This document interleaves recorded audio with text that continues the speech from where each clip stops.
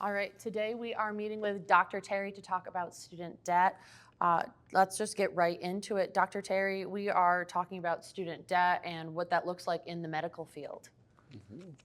Well, it's significant. The average student is coming close to 300,000 in debt, and probably 75% of most medical students are borrowing, and that's on top of what they have in undergrad, and probably close to 40% are coming into medical school with undergraduate debt. So the amount that they can come out after completing residency, it can be as high as 500,000.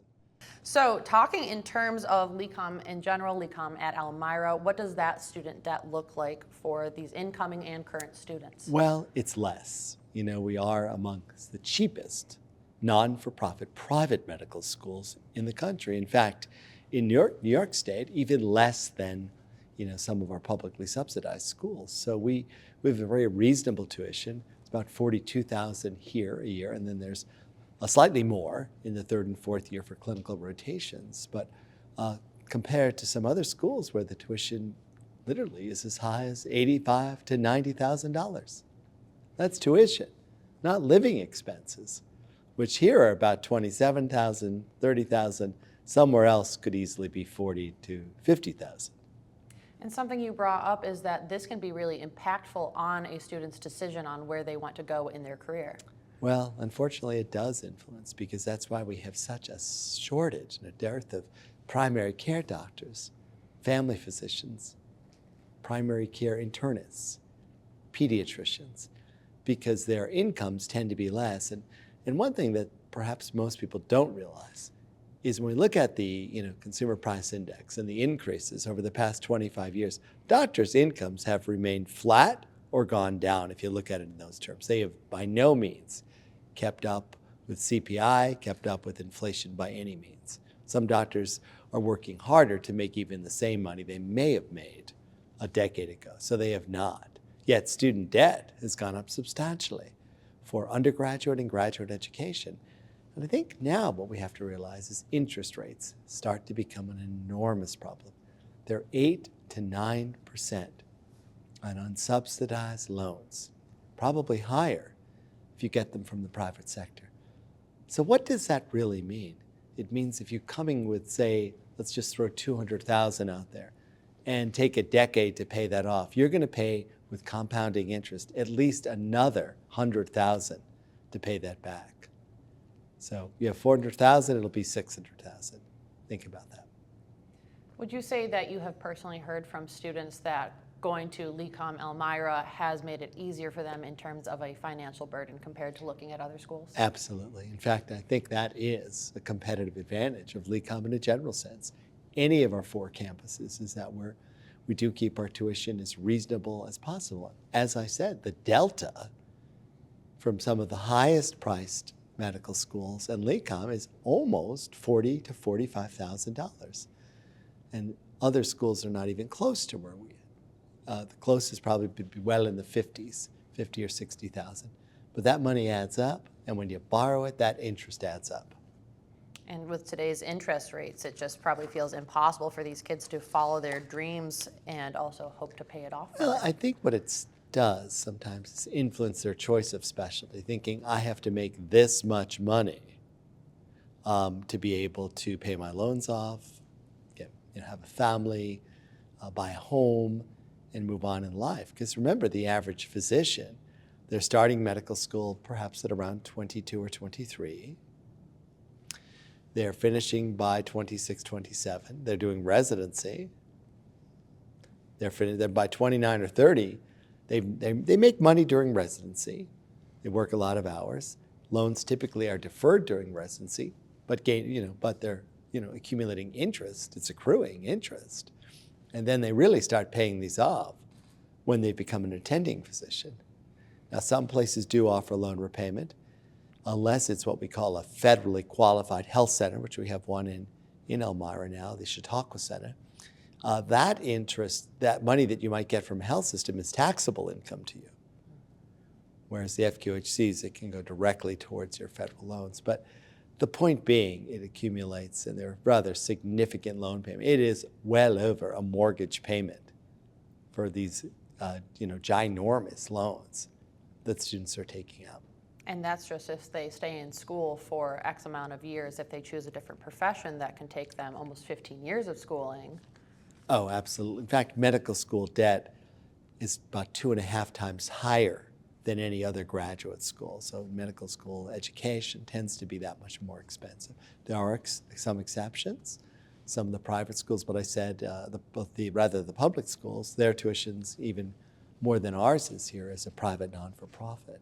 And there are some schools, very few, that now are offering free tuition.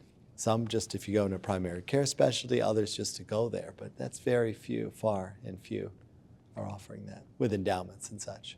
So then let's circle back to LECOM in general, LECOM at Elmira, that it is not only an amazing school, it is an affordable option for students to pursue their dreams, but also hopefully not get as buried. Exactly, precisely. And we have a significant scholarship program. Up to $4 million a year is given out to students. In fact, we do have a fundraiser coming up here for our students, Casino Night, March 29th, here at the LECOM Event Center. But all of that money, every single cent goes back to the students. None of that is kept administratively at all. So we tend to give out students, particularly at Elmira, maybe 45 out of 130 students are getting some scholarship. 40 out of 120 or so, thereabouts, a significant number. Now, it's not a full ride, but it could be as high as 10,000, could be as low as 3,000. But that any amount helps offset the debt of medical school. Wonderful, wonderful. Is there anything I haven't touched on yet that you have really wanted to point towards? I think it's important for prospective medical students to consider this. We don't. And we don't because you can almost borrow any amount of the tuition, any amount of the living expenses, you can borrow. But all that really does for you is put you in a much, much higher debt at the end. We must think about the end game financially. What does that mean? This is a very uncertain time for healthcare. With artificial intelligence, every single day, doubling, tripling knowledge, and the acquisition of knowledge, but moreover, the delivery of knowledge. We already have now chats, that can do counseling of sorts. Sometimes interacting on a computer, you don't even understand if you're talking to a real person or not, maybe even on the phone. What extent will that influence medicine? To what extent? Not that it will ever make a physician superfluous. It won't. But will it change the way we deliver care? Will it mean less in-person things? Ultimately, obviously, the insurance companies would look to save money, wouldn't they? So I don't think we can think that where salaries may be today, doctors' incomes necessarily will be the same. Specialties will change. AI is that good. I think it has the potential to enhance medicine, but I think from a financial side, it can wreak havoc in a lot of ways. So I think thus, my message to prospective students, be mindful of this debt. Something I've always said, and hey, you're going to do a residency, it could be anywhere from 3 to potentially 8 years, but in these times, I think a safe bet is primary care, get in, get out, get a job. Primary care will always be needed. We have a critical shortage of family physicians, pediatricians in particular, and family doctors right now. People to get, basically out there and grind out primary care patients and see them in the city, be in the trenches and actually do this. We don't have enough, such that many health systems have gone to mid-level providers, which, are fine in a lab when they collaborate with physicians, but they don't replace a physician, and they certainly don't replace a quality primary care doctor. No way, no how. They're not the same at all. So I think with that in mind, most studies have shown that the greatest disincentive for people going to those specialties of peds, family medicine, primary care, internal medicine is pay. So that becomes an issue. So I think that with AI, potentially, those specialties have the potential to grow. And I think as we pay some attention to the health system and realize that most terrible illnesses diabetes, obesity, high blood pressure, much of heart disease, some cancers can be prevented with prophylactic medicine, with medicine that's done with screening and things of that nature. AI has great potential to do that and change that.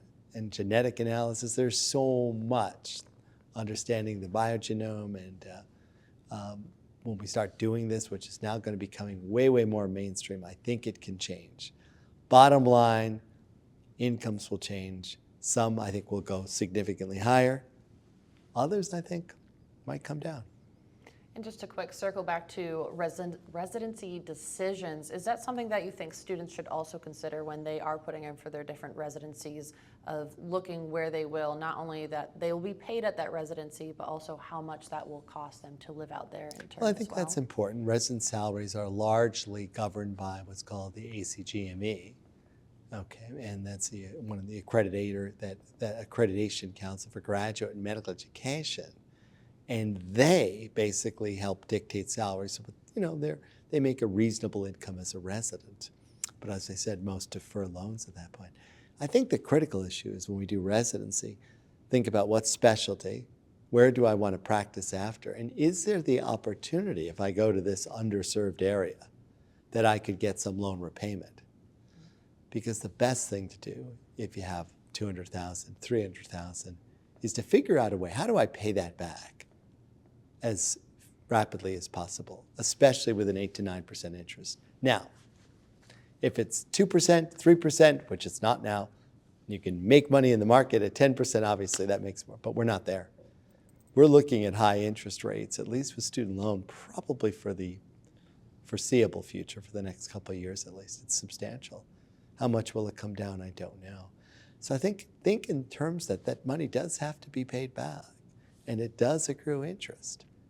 And now think in terms that there are loan repayment programs. Potentially, if you work for a non-for-profit, after 10 years, you can have your income. It's income-based. You pay for 10 years.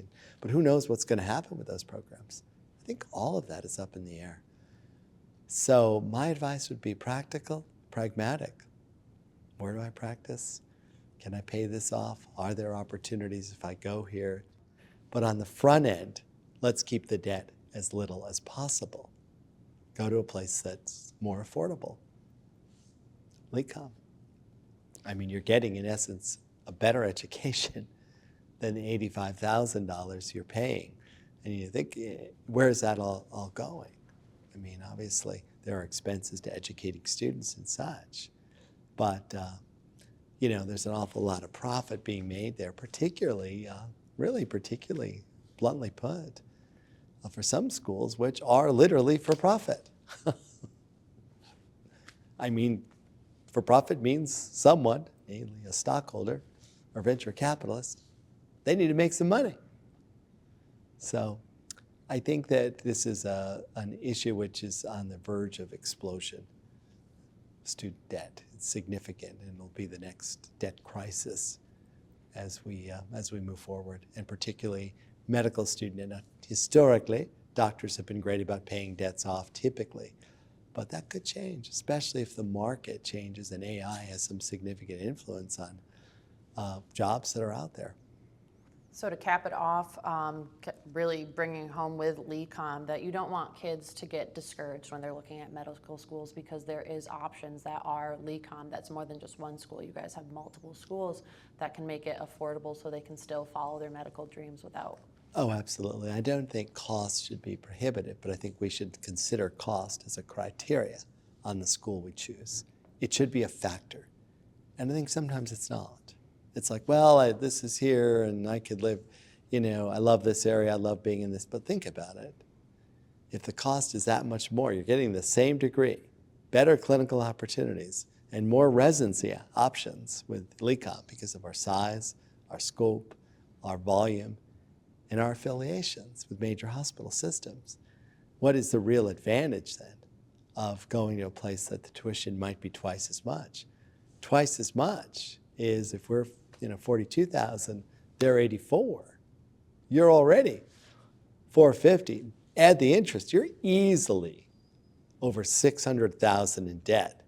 by the time you get through residency and that interest is all accrued, that's an awful lot of debt. That's more than a house and an expensive car. But then you're probably going to want to get a house and maybe a car. Maybe not expensive, but the point being, look how much debt you've now, before you're even 40, you've now accrued. You're probably close to $1 million in debt and adding. Nothing is, to me, more upsetting when I see a physician well into their 60s, or some even in their 70s, that are still paying off school debt. That's not what we want. So I think it needs to be a factor in medical students' decision for osteopathic or allopathic school. What is the tuition? I do have to pay that back. Because you can borrow about any amount you need to, but it does have to be paid back someday. And sometimes I'm not always sure many prospective medical students are thinking, well, what is that? Because they've gone to a very pricey college and may have had parents that may have saved up, but the majority of students in medical school, parents are not paying for. Some are, and most students are not self-pay. So typically, most families I've seen have not saved for their child to go to medical school, maybe for college, and they've offset some of that. But what we're seeing mostly is some students are coming into medical school with some debt already, sometimes substantial. They've gone to a expensive private liberal arts school, pretty significant debt, and then they're coming here and having to borrow everything. That would be tuition and living expenses. That's about close to 70 times 4. Throw on other expenses, it's significant. Our average indebtedness at LECOM for all students has historically been about $100,000 less than other medical schools. That's pretty significant. But they're not getting a lesser education by going to LECOM. They're getting a better education. They're getting a better education because of our curriculum. And what do you say? Well, what demonstrates that? Show me the money. Show me the proof. Well, it's board pass rates, which are excellent, and it's residency placement. And those are two things that ultimately you want to have out of your medical education that matter the most. But why not do it as economically as possible? That is the LECOM difference.